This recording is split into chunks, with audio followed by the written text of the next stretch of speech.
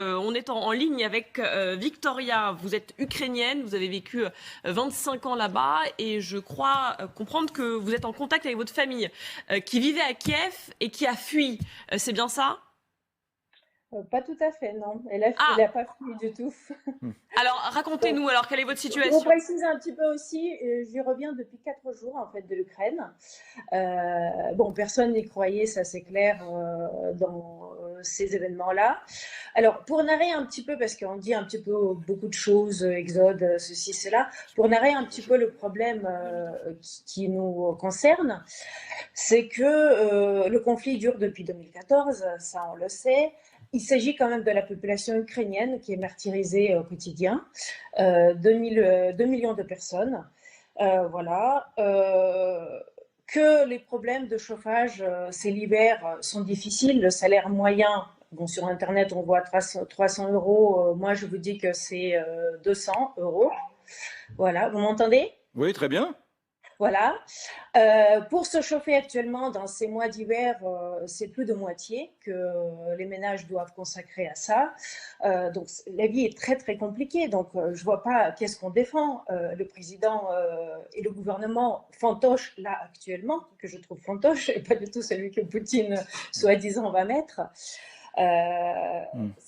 Vous parlez Moi, je là suis extrêmement emportée contre tout ce qu'on entend là actuellement, les pauvres Ukrainiens. Mais les pauvres Ukrainiens, ils y sont, avec ces gouvernements successifs, avec cette misère, avec cette économie délabrée. Elle parle de Zelensky. Oui, mais vous parlez de Zelensky, vous parlez de qui? Vous parlez des... De Zelensky, oui. Oui, oui. Donc vous, Ukrainienne, vous considérez que Zelensky, le chef d'État dûment élu d'Ukraine, est à la tête d'un gouvernement fantoche? Fantoche, d'une chose. Et puis la deuxième chose, c'est une personne pas du tout démocratique. Il y a quand même 4 chaînes oppositionnistes qui étaient fermées. Il y a des journalistes qui sont tués. On décrit ça pour la Russie, mais ça se passe aussi en Ukraine. Il y a quand même 4 journalistes qui sont tués depuis quelques années. Il y a tas de choses qui se passent qu'on ne sait pas et qu'on ne dit pas. Oui. Donc ce que vous dites, vous... Attendez, ça m'intéresse. Ce que vous dites, vous, ukrainienne vivant en France et qui revient régulièrement en Ukraine, c'est que finalement les Occidentaux ont une vision un peu idéalisée avec le méchant ours russe et la gentille démocratie ukrainienne. Vous dites que c'est pas si simple que ça. C'est pas si simple. C'est pas tout noir et tout blanc d'un côté ou de l'autre. C'est quand même les Russes qui ont attaqué. Je pense que Monsieur de Cochereau va nous bien sûr, il a l'air quand même voir les choses avant d'avoir une vision. Juste une chose.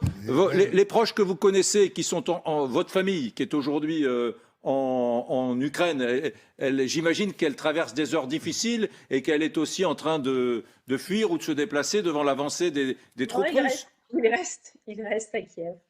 C'est la première Attendre fois. sagement. Ils étaient empêchés aujourd'hui d'aller au bureau. Ah oui, ça c'est sûr. Les proches, Ah oui, parce qu'il y avait des embouteillages, mais sinon, ils iront demain. C'est la première fois que j'entends qu'un gouvernement démocratiquement élu est un gouvernement fantoche. Mais enfin bon, C'est pas tout le monde, c'est pas qu'on soit blanc ou noir, mais enfin, c'est bien la Russie qui a attaqué ce matin. il y a des conseillers américains dans chaque ministère en Ukraine. Enfin, écoutez.